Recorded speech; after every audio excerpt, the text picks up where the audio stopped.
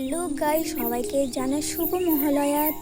So guys, আমি এখন সকালে ঘুরতে বেরিয়েছি। মহালয়ার দিনটা দেখো কত সুন্দর লাগছে। এইখান থেকে আমি দুটা ফুল নিয়ে নিলাম। আমরা দুটা ফুল বলি, তোমরা এই ফুলটাকে কি ফুল বলো অবশ্যই কমেন্টে বলবে।